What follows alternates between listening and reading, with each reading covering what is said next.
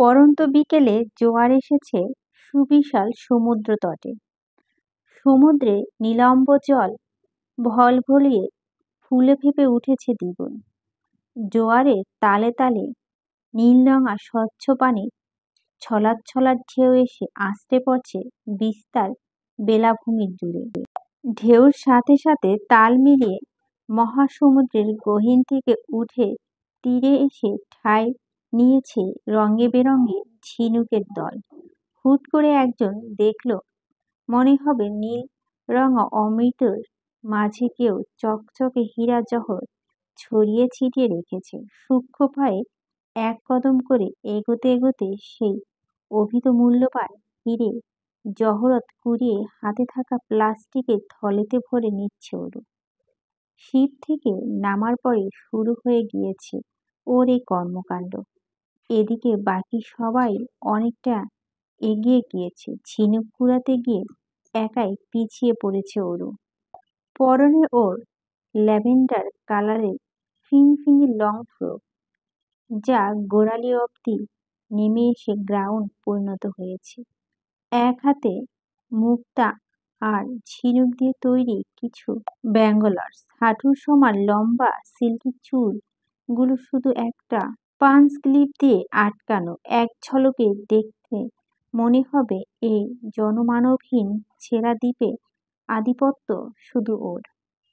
এই যুগ যুগ ধরে সমুদ্রের বশবশত রূপকথার সেই সাগরকন্যা, যে কিনা এখন ঝিনুক কুড়াতে গভীর মনোযোগী। ওরু পিছিয়ে পড়েছে দেখে এলিসা পিছনে ঘুরে হাঁক ছেড়ে ডেকে উঠল ওকে, ওরু তাড়াতাড়ি এসো, এত পিছিয়ে গেলে কি করে। এলিসার কথা মাথা কৃত এবার সামনে থেকে পিছনে এক ঝলক চোখ ঘোরালো। চোখে তার বিশাল আকৃতি, রোদ চশমা, লম্বা স্টাইলিশ চুলগুলো সাগর তীরে ঝড়ো হাওয়ায় এলোমেলো হয়ে উঠছে। বারবার ব্যাক ব্রাশ করেও ঠিক রাখা যাচ্ছে না মোটেও। পরনে সাদা টি শার্টের ওপর কেলভিন ক্লাইন খচিত ডেনিম ট্রাকস্যুটে গ্লোবাল সুপারস্টারদের মতো সপুরুষ লাগছে তাকে।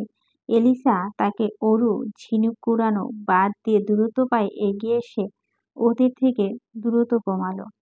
পিছন পিছন হাঁটতে হাঁটতে সূক্ষ্ম চোখের পরখ করতে লাগলো সাথে আসা সবাইকে। এলিসা আলতো মডার্ন ধাঁচের মেয়ে।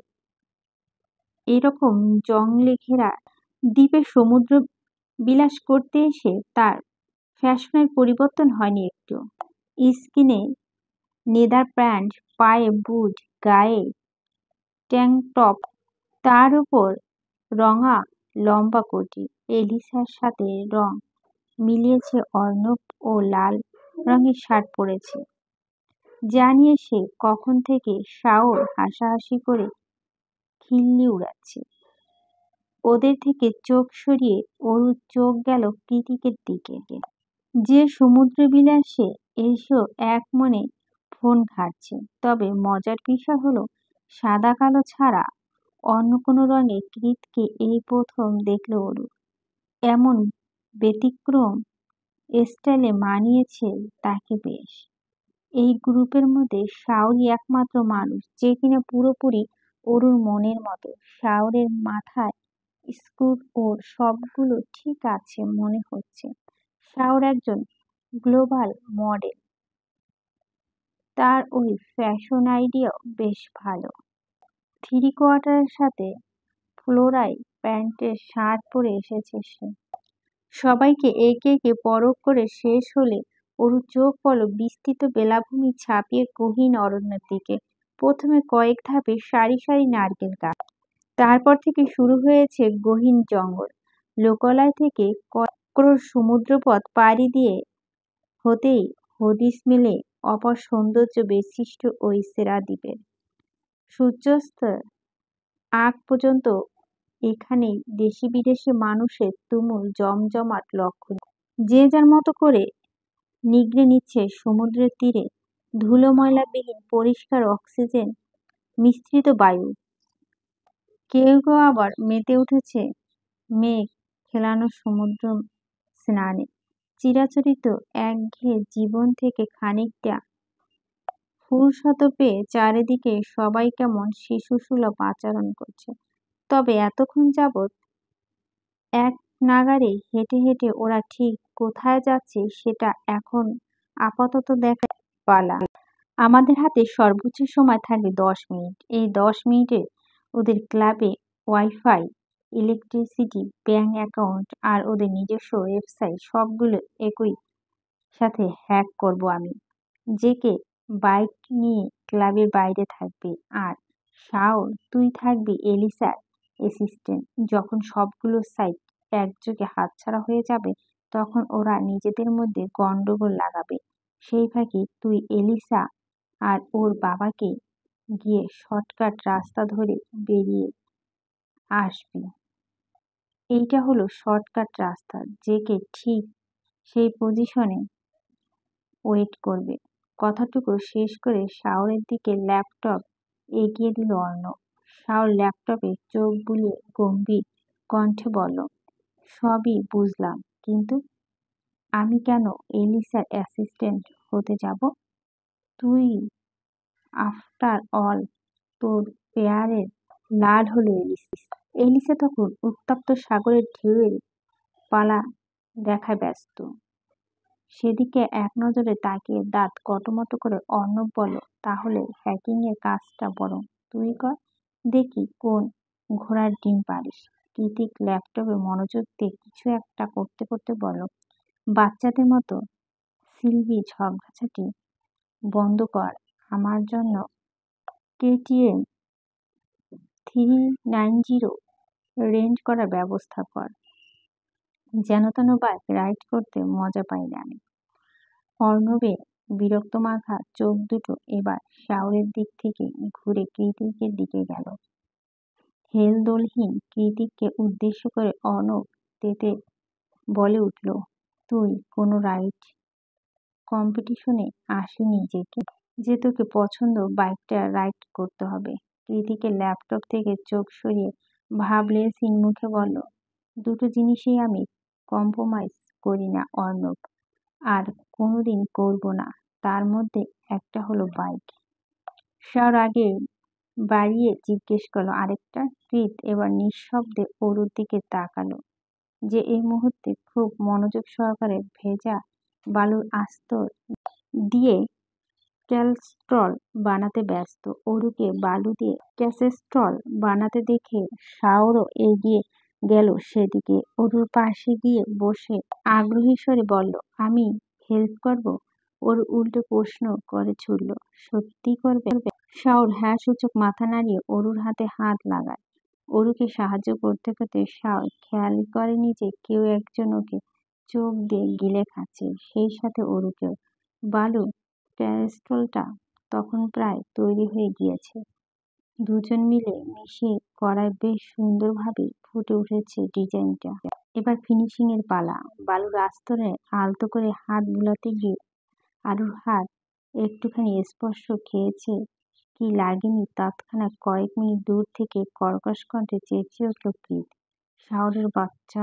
আচমকা চিৎকার শুনে লাফিয়ে উঠে পিছনে চাইল শাওর। কয়েক মিটার দূরত্ব হাত মুঠি করে দাঁড়িয়ে থাকা কৃতকে মুখের ভঙ্গিমা দেখে ওর গলা শুকিয়ে গিয়েছে। কৃতের রাগ রক্তিম হয়ে যাওয়া চোখের দিকে তাকালেই বোঝা যায় ও গত আধঘণ্টা যাবৎ সূক্ষ্ম নজরে এদিকে তাকিয়েছিল। আর এই মুহূর্তে শাওরের খবর আছে।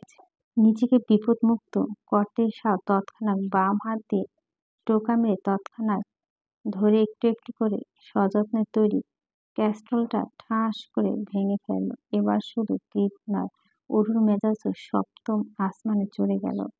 এক ঘুষি শাওরের নাক ফাটিয়ে দিতে ইচ্ছে করছে, শালা ভিতুর ডিম একটা। শাওর ভয়ত্ব চাউনি নিয়ে এবার কৃতের দিকে তাকালো তো আর একবার চোখ ঘুরিয়ে অরুর দিকে। সঙ্গে সঙ্গে কৃতের আওয়াজ ভেসে এলো, আবার এইদিকে চোখ দিয়ে। এদের কাহিনী দেখে অরু বিরক্ত হয়ে ধাপ ধাপ পা ফেলে সেখান থেকে চলে গেল। রাগে দুঃখে কান্না পাচ্ছে ওর। সবাই সব সময় ওর মনটা কেন ভেঙে দেয় কে জানে।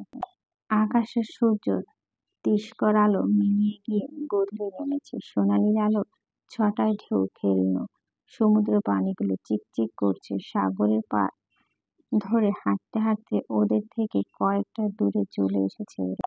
তবু হাঁটার গতি থামেনি। ভালো লাগছে না ওর। সবাইকে কেমন পরপর লাগছে। ছোট্ট বাচ্চাটা যেমন আম্মুর কাছে যাব বলে বায়না ধরে, ওরও তেমন বলতে ইচ্ছে করছে আপার কাছে যাব।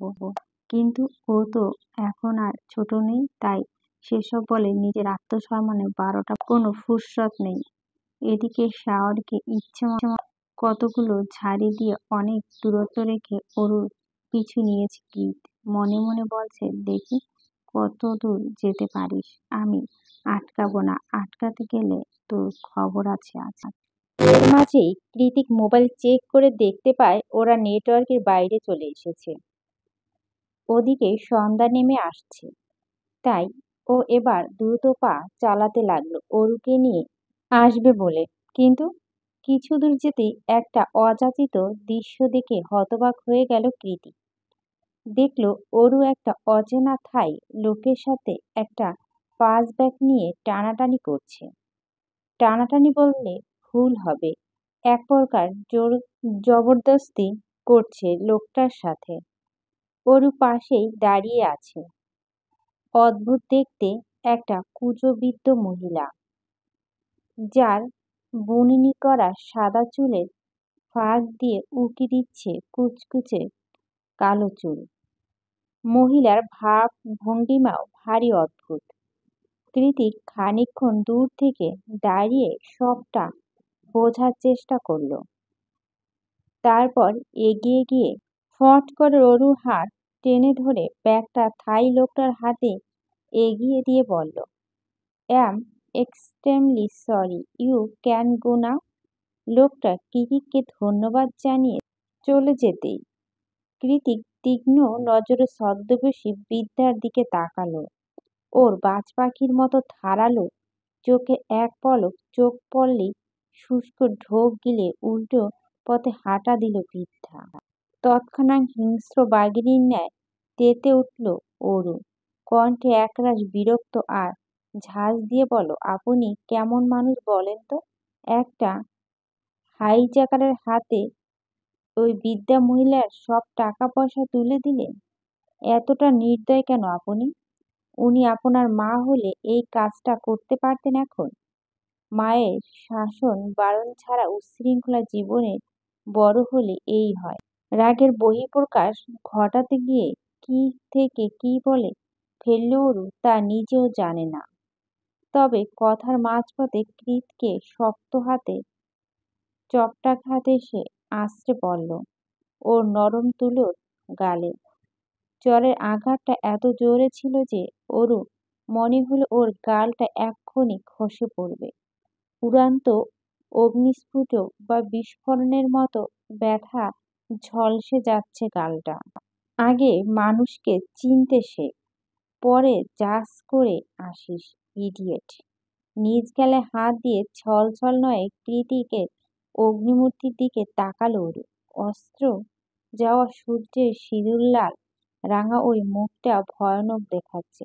ফর্সা আকর্ষণীয় গৌর মুখটা মুহূর্তে কেমন লালচে বর্ণ ধারণ করছে। তীক্ষ্ণ চোয়ালো জিভে তপ তপ তীর তীর করে কাঁপছে। অরুর মুখ উঁচিয়ে ওর কথা পাছে কিছু বলতে যাবে তার আগে কৃতিক দাঁতে দাঁত পিষে বলল, আমার চোখের সামনে থেকে যা অরু, নয়তো আরো মার খাবি। এই মুহূর্তে তো মুখটা আমি দেখতে চাই না। কৃতিকের কথায় পারদের মতো তেজ ছড়িয়ে পড়ল অরুর শরীরে রন্ধে রন্ধে। মাথার মধ্যে অগ্নিগিরি জ্বলন্ত লাভা মতোই রাগ উগরে উঠছে ভল ভল করে। রাগে তোপে হিতাহিত জ্ঞানশূন্য হয়ে ওর কথা শেষ হতে না হতে হন হন করে উল্টো পথে হাঁটা দিল অরু। কৃতিকেরও মাথায় আকাশসম জিদ চড়ে আছে, তাই ও নিজেও অরুর কথা চিন্তা না করে হাঁটা দিল অরুর বিপরীত দিকে। পুরো একটা দিনের ইতি টেনেছে হাসপাতালের ছোট্ট কামরায় বসে বসে। সারাদিনের ছোটাছুটি শেষ সন্ধ্যা হতেই ঝিরঝিরে ক্লান্তি নেমেছে রক্ত মাংস তৈরি যন্ত্রের মতো শরীরটায়। ক্লান্ত শরীরটা টেনে নিয়ে এলোমেলো পা ফেলে এগিয়ে যাচ্ছে অনু। গন্তব্য কৃতিকের ছোট্ট ডুপ্লেক্স বাড়ি। বাড়িতে গিয়ে ঘুমালে হয়তো ক্লান্তি কাটবে খানিকটা। বাস স্টপেজ থেকে নেমে দ্রুত হেঁটে ক্যাফেটেরিয়ায় পর্যন্ত এলেন। ক্লান্তি এখন হাঁটার গতি ধীর হয়ে গিয়েছে ওর। মনের মাঝে জমে থাকা একরাশ অভিমান, ক্লান্ত পরিশ্রম শরীর প্রতিদিন ডেইলি প্যাসেঞ্জারের মতো হসপিটাল টু বাড়ি সবকিছু ছাপিয়ে ওর মনে ভেসে বেড়াচ্ছে খুশির লাড্ডু। আর তো মাত্র কিছুদিন, তারপর মা ঠিক আগের মতো হাঁটবে, চলবে, কথা বলবে, ওদের দুবোনকে শাসন করবে, আদর করবে। ও আর অরু আবারও বয়সে মাপকাঠি ভুলে মায়ের আদরে বাচ্চা হয়ে যাবে। এর চেয়ে খুশি আর কি বা হতে পারে? এত সব ভাবনার মাঝে অনু অযাচিত মনে এক সূক্ষ্ম কৌতূহল হানা দেয়। মনে মনে ভাবে, আচ্ছা মায়ের সুস্থতার পর সবকিছু একই রকম থাকবে তো? অনু যখন সোডিয়ামের আলোয় ছায়ার পিছনে ফিরে ধীর পায়ে এগিয়ে যাচ্ছিল, তখন আবারও সেই দিনের সেই অনাকাঙ্ক্ষিত মুখ দুটো সামনে চলে আসে ওর। রাস্তার পাশে গাড়ির ডিকিতে হেলান দিয়ে দাঁড়িয়ে আছে পোর্তায়, আর তার মুখোমুখি সেই দিনের সেই সুন্দরী মেয়েটা। বেশভূষা তার অত্যাধুনিক, কার্ল করা ঢেউ খেলানো চুল গুলো বাদামি রঙের হলেও দেখে বোঝা যাচ্ছে মেয়েটা পশ্চিমা দেশের কোনো সাদা চামড়া নয়, বরং এশিয়ার কোনো দেশে হবে হয়তো।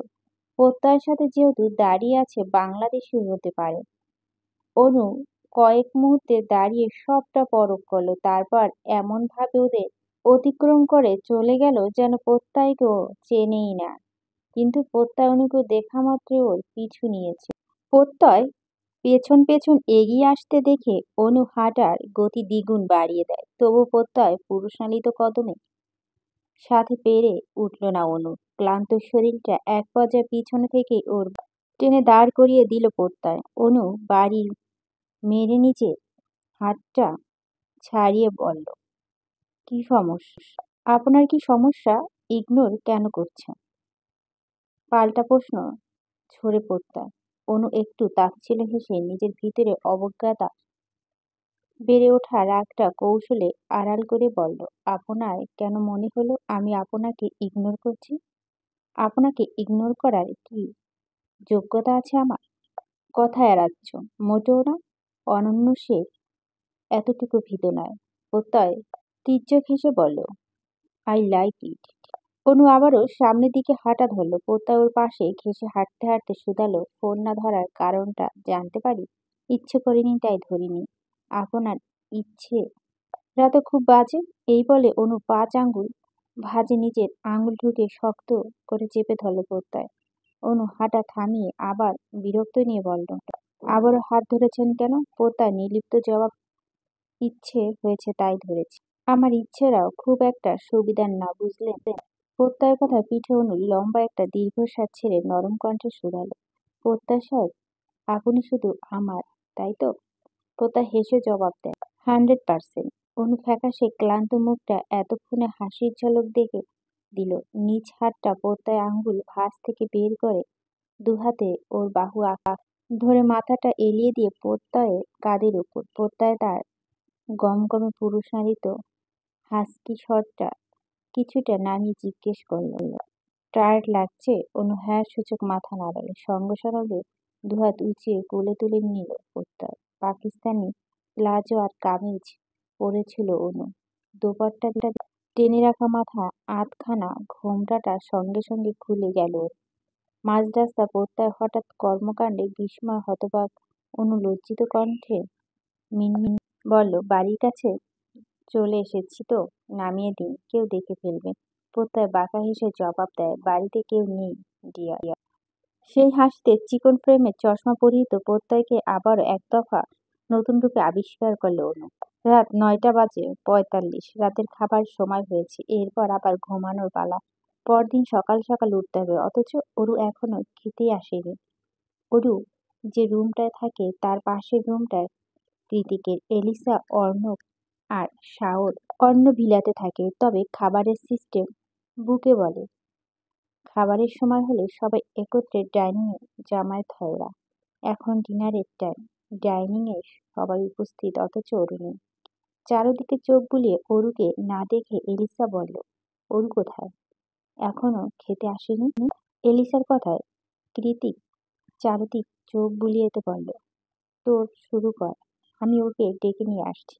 মনে মনে ভাবল, আমি ধমক দিয়ে না ডাকলে জীবনে আসবে না এই ঘাড়তারা মেয়ে। অরুকে ডাকতে গিয়ে কৃত ভিলা প্রবেশ করতে ওর ভুরু জোড়া কুঁচকে গেল। পুরো ভিলা অন্ধকার ছেয়ে আছে। বীজ থেকে ফিরে আসা সন্ধ্যা আর অরু আসেনি। কৃত বাইক ভাড়া করে ব্যাংকে হাওয়েজে রাইড করে বেরিয়েছে ঘন্টা পর ঘন্টা, অথচ এত রাত হয়ে গেল এখনো লাইট জ্বালায়নি অরু। আশ্চর্য! এতবার অরু রুমের সামনে গিয়ে ওকে ডাকতে আরম্ভ করলো। ভিতর থেকে কোনো শব্দ না পেয়ে কৃতিক বিস্মিত হয়ে পড়ল। মনে মনে ভাবল, কালকের মতো কিছু হয়নি তো আবার? কালকের কথা মনে পড়তেই পাসওয়ার্ড টিপে ততক্ষণ ভিতরে প্রবেশ করল কৃত। ভিতরে প্রবেশের সঙ্গে সঙ্গে ওর শিরদাঁড়া বেয়ে যেন শীতল স্রোত নেমে গেল। মনে হলো কলিজায় কেউ খামচে ধরেছে। পুরো রুম ফাঁকা। তাহলে অরু কোথায়? এলিসা, অর্ণব, শাওর কালকের ব্যাপারটা নিয়ে আলোচনা করছে আর খাবার খাচ্ছে। এলিসা ভুক্তভোগী, অথচ টেনশনে মাথা ফেটে যাচ্ছে অর্ণবের। সে নিয়েই কখন থেকে হাসছে শাওর। শাওর যখন অর্ণবকে নিয়ে হাসতে হাসতে মাটিতে লুটোপুটি খাবে খাবে ভাব, সেই মুহূর্তে সৌ মেরে ওর কলার চেপে ধরে কৃত হুঙ্কার দিয়ে শুধালো, অরু কোথায়? শাওর অসহায়ের মতো বলল, অরু কোথায় মানে? সে যে বিকেলে উত্তম মাধ্যম দিলে, তারপর আর আমি অরুর ধারে কাছেও যাইনি।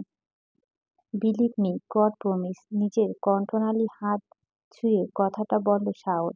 কৃতিক আস্তে করে শাওরকে ছেড়ে দিয়ে সোজা হয়ে দাঁড়ায়। কপালে সবগুলো রগ ফুলে আছে ওর। চোয়াল হতে আছে স্পৃহার ন্যায় শক্ত। সেভাবেই থেকে কৃত সবার উদ্দেশ্য বলে, অরুকে তোরা নিয়ে আসিসনি? এলিসা আর অর্ণব চোখাচোখি করে মিনমিনে বলে, তুই তো আমাদের আগেই চলে এসেছিস। আমরা আরো ভাবলাম অরুকে সাথে করে নিয়ে এসেছিস। Damn it! সশব্দে শক্ত কাঠের ডাইনিং পাঞ্চ বসিয়ে দিল। এতপর চেয়ারে ঝুলানো নিজের হুডিটা গায়ে চড়িয়ে শাওরের উদ্দেশ্য বলল, শাওর, কয়টা বাজে চেক কর তো, আমি দ্বীপে যাব। শাওর দ্রুত ঘড়ি দেখে বলল, প্রায় 10টার কাছাকাছি। এই সময় অদূরে দ্বীপ কোনো শিপ যেতে রাজি হবে না। তাছাড়া দ্বীপের শেষ ফেরি বন্ধ 7টায়। তাহলে ইমার্জেন্সি হেলিকপ্টার বুক কর। শাওর একটু আমতা আমতা করে বলল, ইয়ে মানে এত রাতে হেলিকপ্টার বুক করা কিছুটা কস্টলি তো হয়ে যাবে। কৃতিক তৎক্ষণাৎ শাওরের দিকে অগ্নিদৃষ্টি নিক্ষেপ করে বলল, সো হোয়াইট, টাকা কি তুই দিবি? তিমিরের রাতে গভীর অরণ্যের পথ হারিয়ে পায়ে কাঁটা ফুরিয়ে জটলা পাকানো দানবকৃত বট গাছের নিচে বসে ফুঁপিয়ে কাঁদছে ওরে। তখন রাগের তোপে হিতাহিত জ্ঞানশূন্য হয়ে এক মনে হাঁটতে হাঁটতে কোথায় এসেছে, কোনো রাস্তা দিয়ে এসেছে, কিছুই মনে নেই ওর।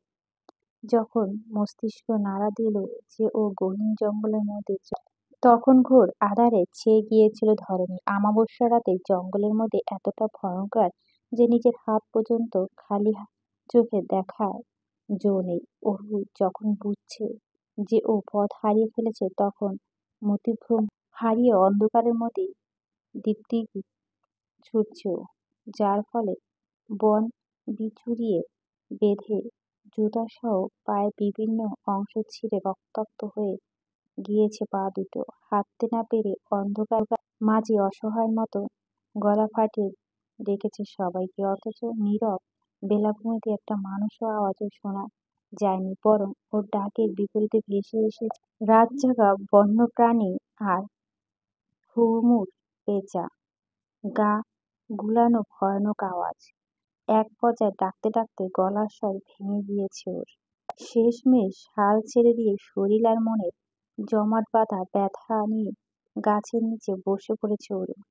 ফুঁপিয়ে কেঁদে ভাসাচ্ছে নিস্তব্ধ অরণ্য। কান্নার তালে তালে কেঁপে উঠেছে ওই ছোট্ট শরীরটা।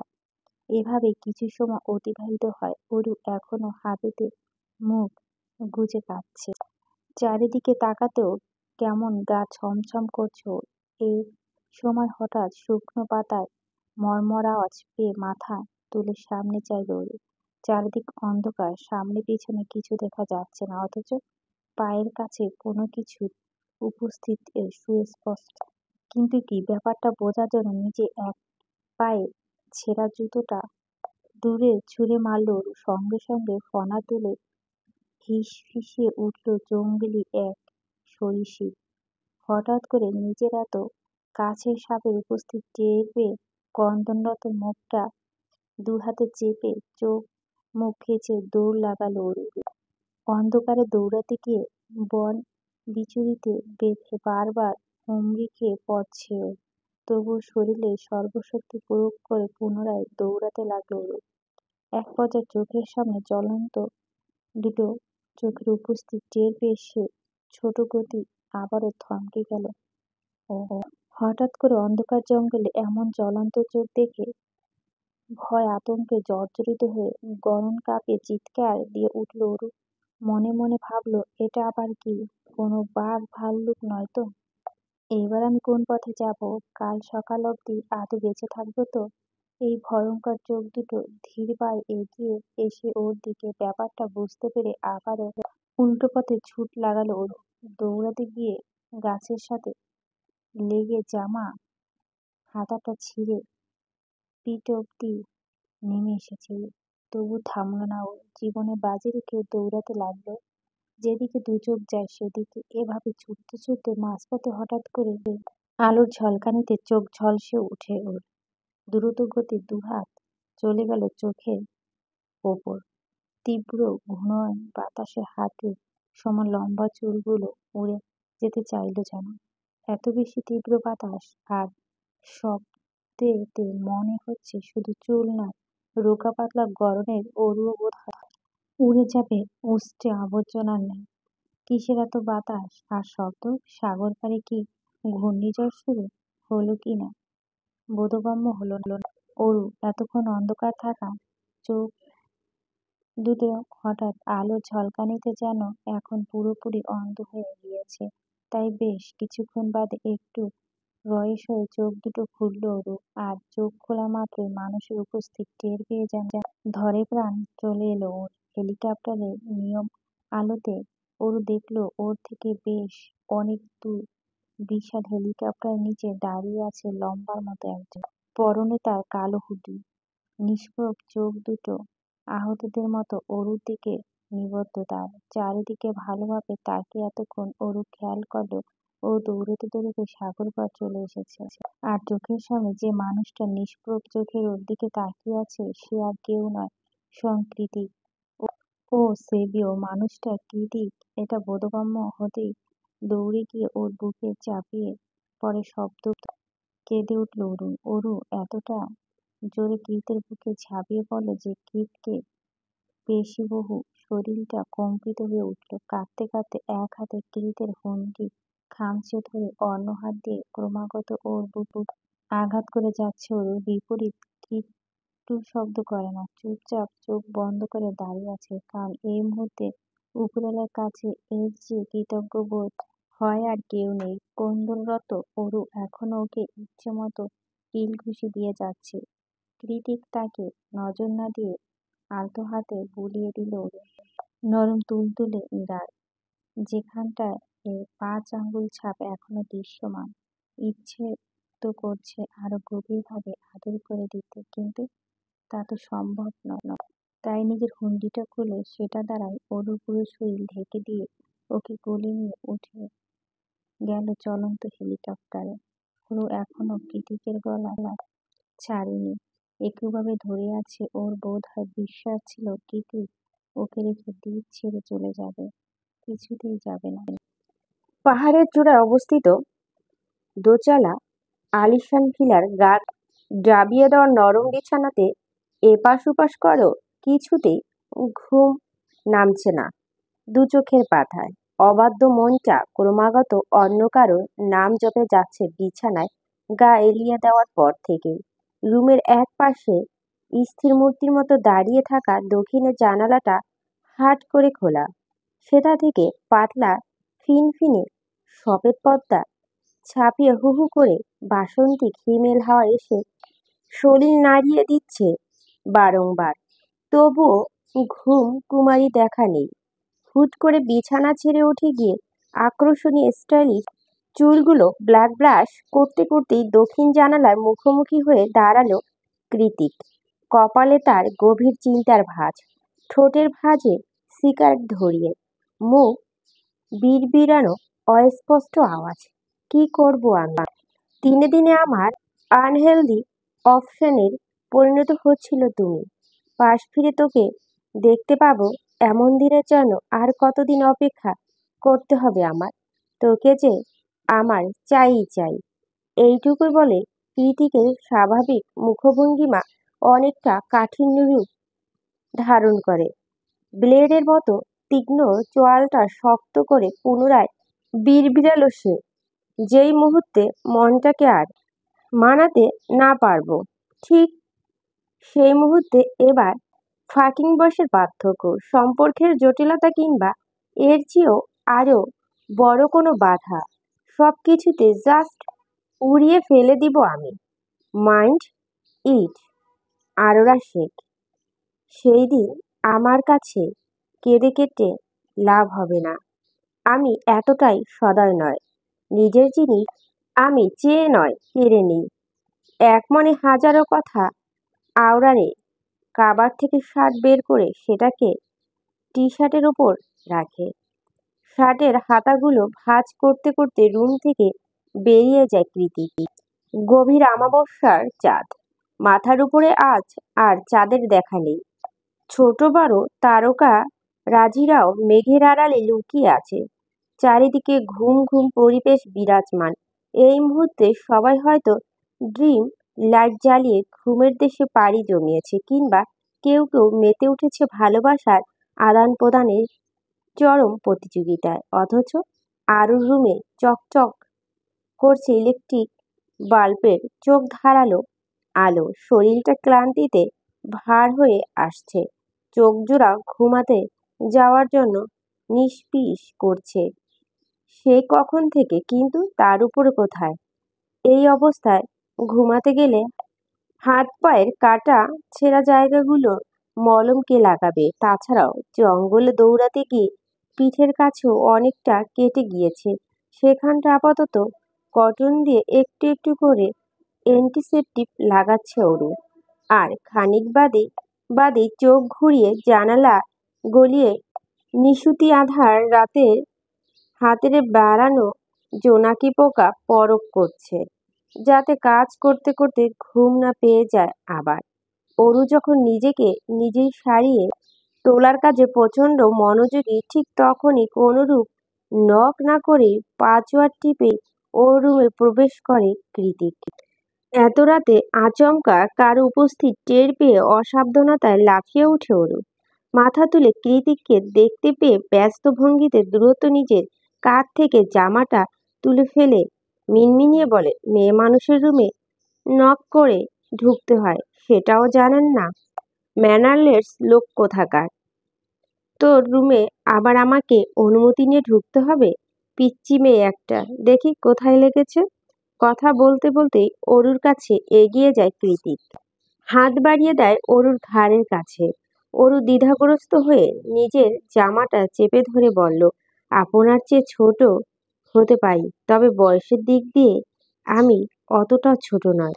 নিজের গোপনীয় ক্ষতটা কৃতকে দেখাতে অরু সংকোচন বোধ করছে বুঝতে পেরে কৃত হাঁটু গেড়ে অরুর মুখোমুখি হয়ে বসে ওর এক পা তুলে নিজের উরুর ওপর। তারপর সেটাতে মনোযোগ সহকারে উল্টে পাল্টে দেখতে দেখতে বলে, তাই নাকি? বিয়ের বয়স হয়েছে কি? কৃত চোখ তুলে অরুর চোখে চোখ রেখে পুনরায় শুধালো, বিয়ের বয়স হয়েছে? বরকে সামলাতে পারবি? কৃতিকের হঠাৎ করা সবলের মতো প্রশ্ন অরুর লজ্জায় চোখ বুজে আসছে। এই দূরত্ব প্রসঙ্গ পাল্টে উল্টো প্রশ্ন ছুড়ে বলে, ব্যথা পায়ে হাতে কেন দিয়েছে? আরো ব্যথা দেব বলে? কৃতিকের উত্তরে চোখ মুখ কুঁচকে গেল অরুর। অবিশ্বাস্য কণ্ঠে নিজের পাটা কৃতিকের থেকে ছাড়ানোর চেষ্টা করে ও বলল, সত্যি আবার ব্যথা দেবেন? অরুর কথাটা বলতে যতক্ষণ সঙ্গে সঙ্গে পুরো রুমে ঝংকার তুলে শব্দ করে হেসে উঠল কৃতিক। কৃতিকের এভাবে হাসতে দেখে আপনা আপনি ফাঁক হয়ে গিয়েছে অরুর উষ্ট্রদর। চোখ দুটো হয়ে উঠেছে হাঁসের ডিমের মতো গোল গোল। ও কি সত্যি দেখছে নাকি সবই স্বপ্ন বুঝতে উঠতে পারছে না অরু। অরুকে সে কখন থেকে হাঁ হয়ে থাকতে দেখে কৃতিক নিজের চিরাচরিত রূপে ফিরে এসেছে। গম্ভীর মুখে বলে, হাঁ করে আছিস কেন? মাছি খাওয়ার শখ হয়েছে? কৃতিকের কথা পাছে অরু অবিশ্বাসের সুরে বলে উঠে, আপনি হাসতে পারেন। অরুর কথা কোনরূপ প্রতিক্রিয়া না করে কৃতিক হাত বাড়িয়ে দিয়ে বলে, ও পা দেখি। অরু সামান্য উঁকি দিয়ে দেখল ও একটা পায়ে খুব সুন্দর করে ব্যান্ডেজ বেঁধে ফার্স্ট এইড করে দিয়েছে কৃতিক। এরপরে আর একটা পাও নিজের উরুর উপর রেখে ঘুরিয়ে দেখতে দেখতে বলল, এ পায়ের নুপুর কোথায়? অরু ঠোঁট উল্টে অসহায় সুরে বলল, হারিয়ে ফেলেছি। এ নুপুরটা আমার খুব পছন্দের ছিল জানেন। তাই তো একটা হারিয়ে যাওয়ার পরেও আরেকটা খুলিনি। নুপুরের প্রসঙ্গ পাল্টে অন্য পায়ে ব্যান্ডেজ লাগাতে লাগাতে হঠাৎ করে কৃতিক শুধালো, আচ্ছা অরু, সেই দিন ক্যাথলিন থেকে রেগেমেগে কি এমন বলছিলি? প্রথমে অরু একটু সময় নিয়ে ভাবে, তারপর মনে পড়ার পরই চট করে মিনমিনে ঠোঁট টিপে হেসে ওঠে ও। কি ব্যাপার, হাসছিস কেন? অরু হাসতে হাসতেই জবাব দেয়, হাসবো না? এলিসা আপু কাজিন তো, ও আপনার জন্য এক কথা ফিদা। রাগে গজগজ করতে করতে আমাকে কত কথাই না শোনালো সেই দিন। বলে কি না আমাকে যাতে আপনার ধারের কাছে আর না দেখা যায়। আমি আসার পর থেকে নাকি আপনি বদলে গিয়েছেন। কথাটুকু বলে আবারও অট্টহাসিতে ফেটে পড়ে অরু। হাসতে হাসতে বলে, উনি তো আর জানে না আমি আপনার চিরাচরিত শত্রু। জানলে বোধহয় এসব কথা জীবনে বলতো না।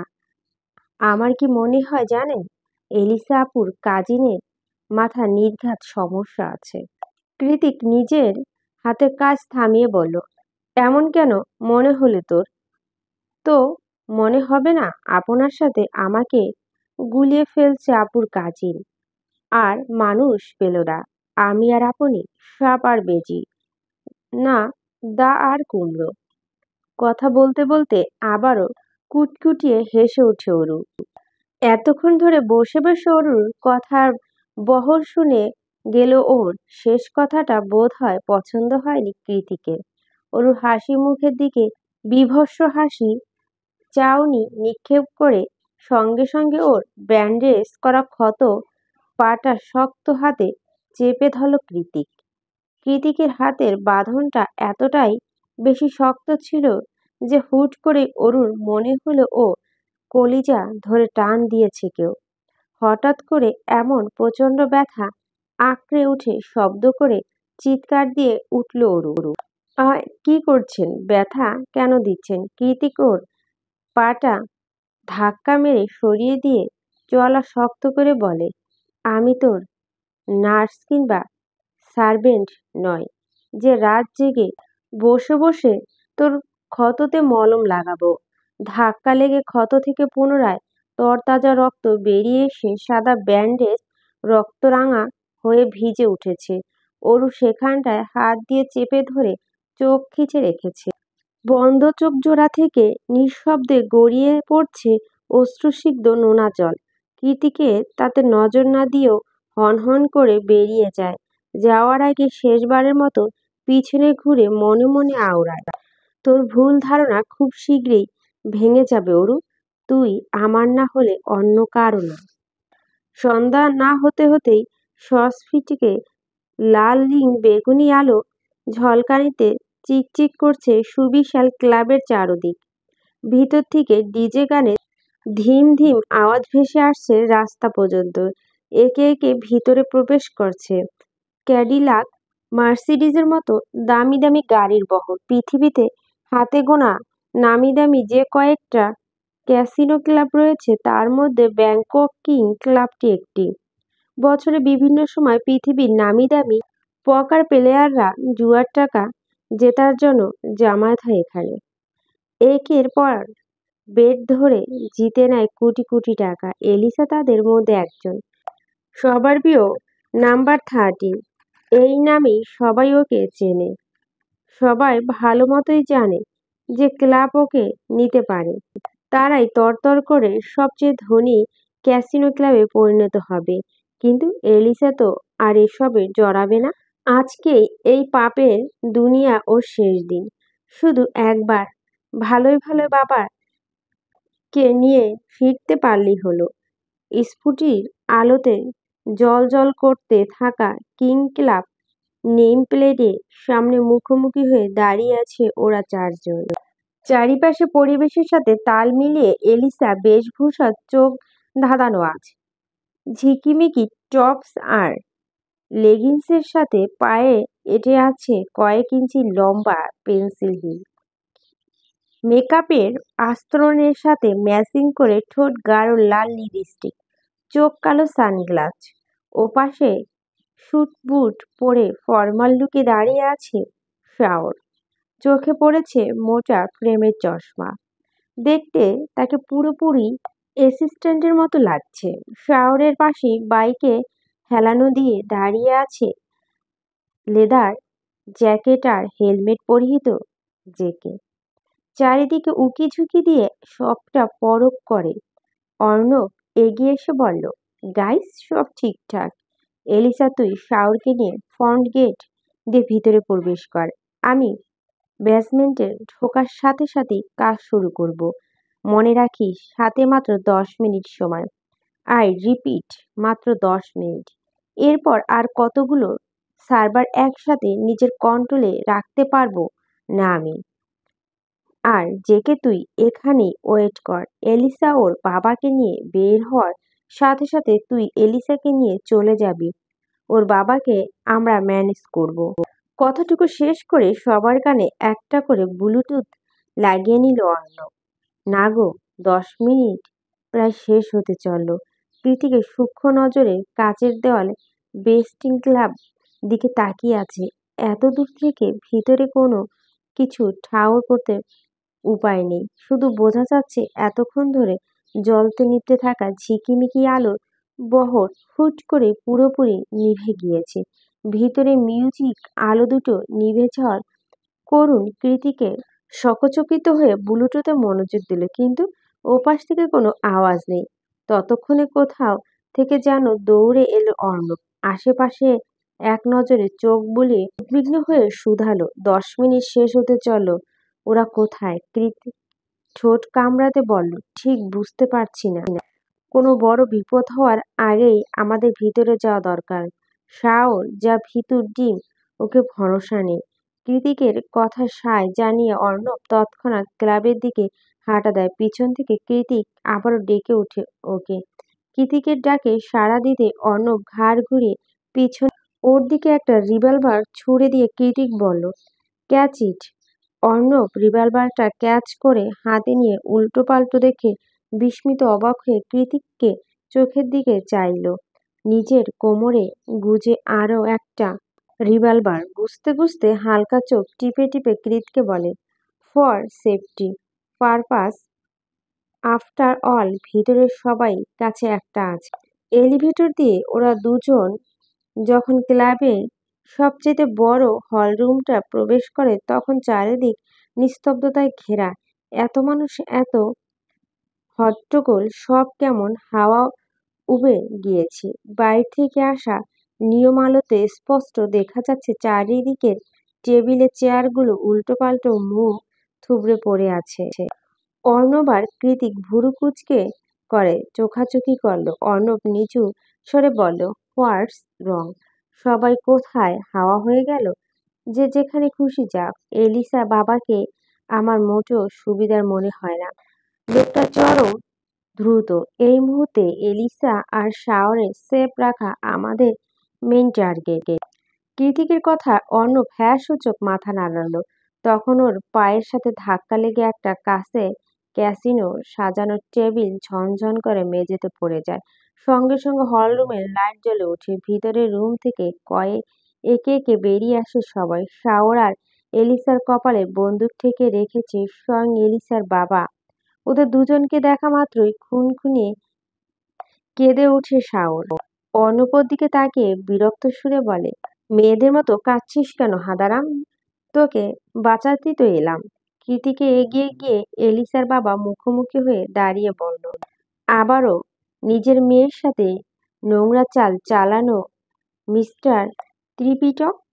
কৃতিকের কথায় লোকটা কপট হেসে বলল, এত কথা ভাল লাগছে না।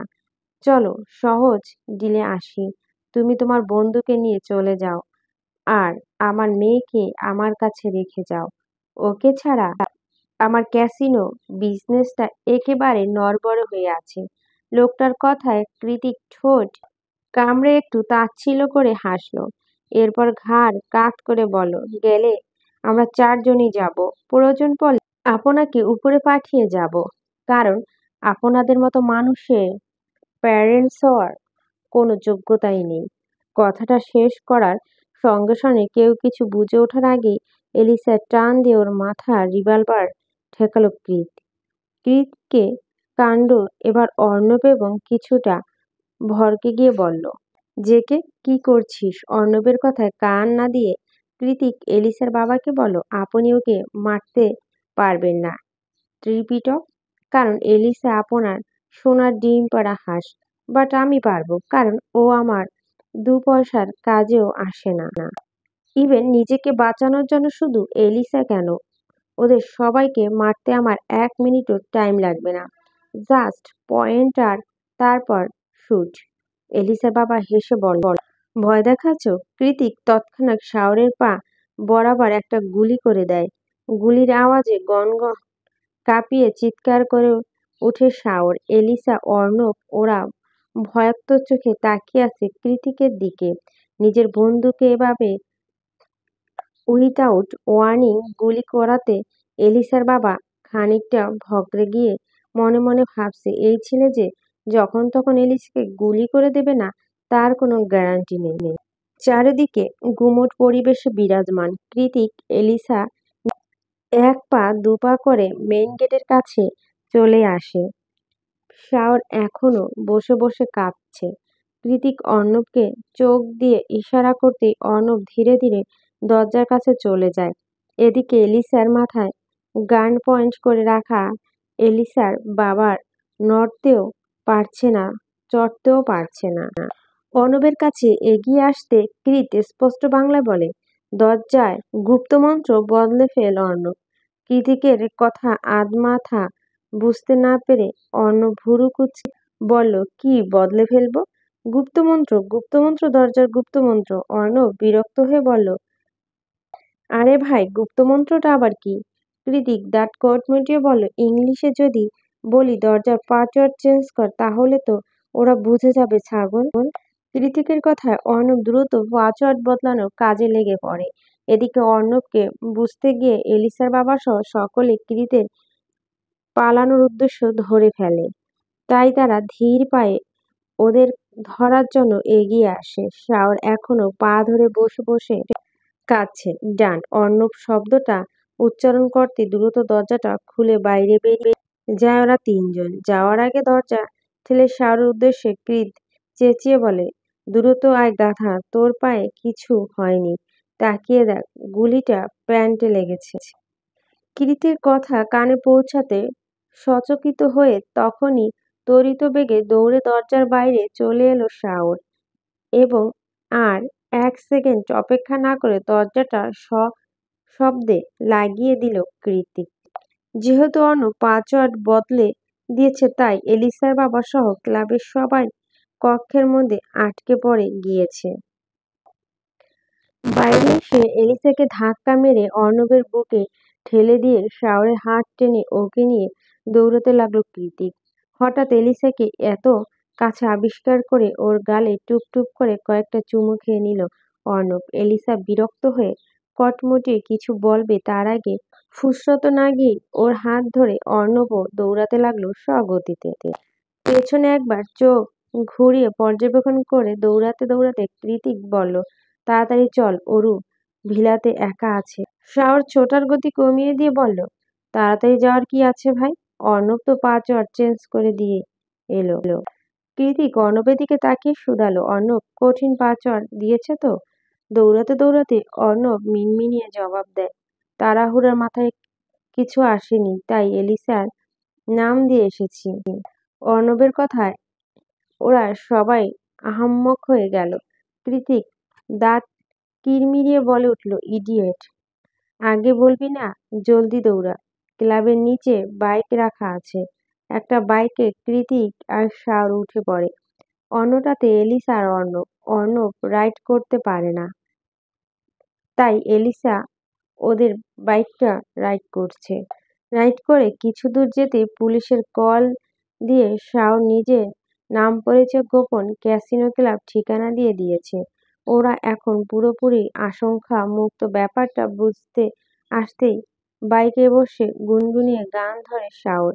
কৃতিক রাইড করতে করতে বলল, কিরে, এমন একটা সময় তোর গান মনে পড়েছে? একটু আগেই তো ভ্যাভা করে মেয়েদের মতো কেঁদে ফেলেছিস।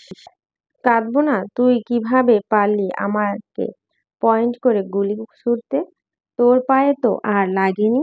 আমার নিশানার ওপর আমার কনফিডেন্স আছে। কি করে শিখলি এত ভালো গান পয়েন্টিং?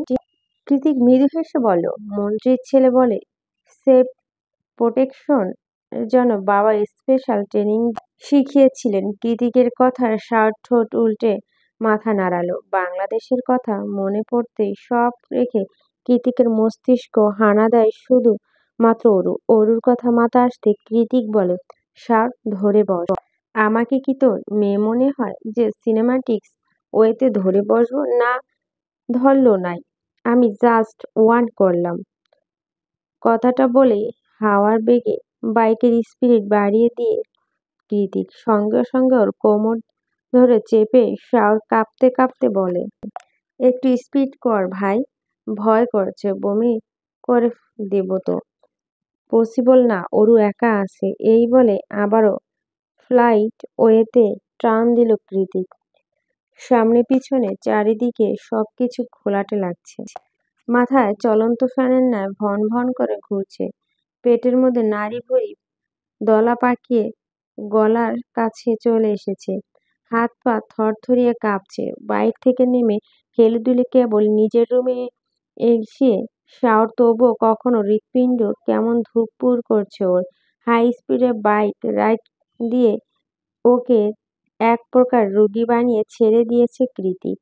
রুমে এসে মনে মনে কৃতিককে 14 গোষ্ঠী উদ্ধার করছে শাওর। হাত পা ছাড়িয়ে বিছানা গায়ে এলিয়ে দিয়ে জোরে নিঃশ্বাস নিতে নিতে কটমট করে শাওর বলল, কোনো অলক্ষণে এর মতো মানুষ আমার বন্ধু হয়েছে কে জানে। কখনো ঠাস করে গুলি মেরে দিচ্ছি, তো কখনো বাইকে চড়িয়ে কলিজায় হাত ধরিয়ে দিচ্ছে। সাইকো একটা। শাওর কথাটা শেষ করতে পারল না। তৎক্ষণাৎ ধাপ ধাপ করে দরজা ঠেলে রুমে ঢুকে ওর কপাল চেপে ধরে কৃতিক দাঁতে দাঁত পিষে বলল, আমার অরু কই? আচমকা আক্রমণ লাফিয়ে উঠে বসলো শাওর কাঁদো কাঁদো কণ্ঠে বলল, তোর সমস্যা কি জেকে? অরু হারিয়ে গেলে তুই সব সময় আমাকে তেড়ে আছিস কেন ভাই?